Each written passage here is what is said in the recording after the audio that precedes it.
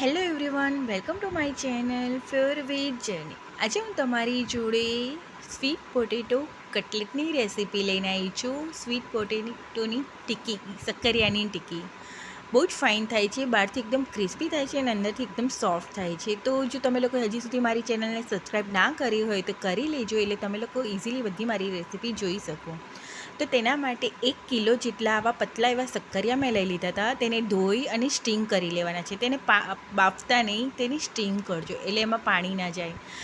20 minute થયું તમારે steam કરતાં. પછી તેને ઠંડા થાય ને એટલે ફૂલી લેવાના. પછી આવી રીતના ગ્રેટરમાં તેને ગ્રેટ કરી લીધા હતા મેં, એકદમ ઝીણા ગ્રેટ કરી લેવાના.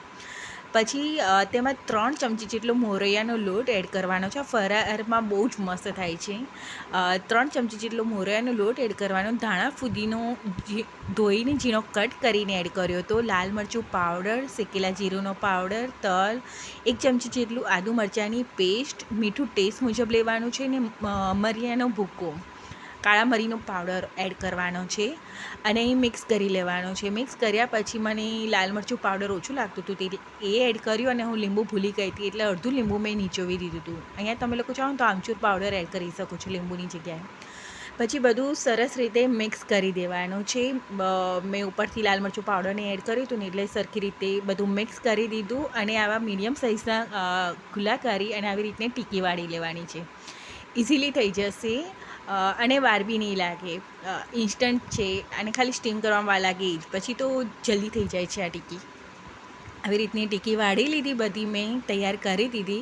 પછી ઉપરથી મોરિયાનો લોટ આવી રીતે સ્પ્રિંકલ કરીને મેં તેને કોટ કરી દીધું હતું. સેજ લોટથી કોટ કરી દેવાનું એટલે છે ને તેને લોઢીમાં શીખતી ફેરી વાંધો ન આવે, ઇઝીલી થઈ જાય. મીન્સ આવી રીતે કોટ કરી દીધું. પછી લોઢીમાં 1 થી 2 ચમચી જેટલું તેલ એડ કરી ગરમ થાય ને એટલે ટીકી મૂકી 3, 4, 5 જે પ્રમાણે આવે ને તે રીતે એડ કરી અને તેને શેકી લેવાની છે. મીડિયમ ફ્લેમ પર તેને શેકી લેવાની, હલટાઈ પલટાઈ અને શેકી લેવાની. ઉપરથી બી થોડુંક તેલ મેં એડ કરી દીધું હતું 1 ચમચી જેટલું અને મીડિયમ ફ્લેમ પર તેને શેકી લેવાની. બહારથી એકદમ ક્રિસ્પી થશે અને અંદરથી એકદમ સોફ્ટ થશે અને એકદમ ટેસ્ટફુલ આ ટિક્કી થાય છે. ટ્રાય કરવા જેવી છે. અને પછી તેની ચાટની જેમ તમે સર્વ કરશો ને બહુ જ મસ્ત લાગશે. આવી રીતે 2 ટિક્કી લઈ ઉપરથી ખજૂર આંબલીની મેં ચટણી એડ કરી હતી, ધાણા ફુદીનાની ચટણી, ગળ્યું દહીં, લાલ મરચું પાવડર અને ચાટ મસાલો. એટલી મસ્ત લાગે છે ને, એકદમ ટેસ્ટફુલ થાય છે આ ટિક્કી.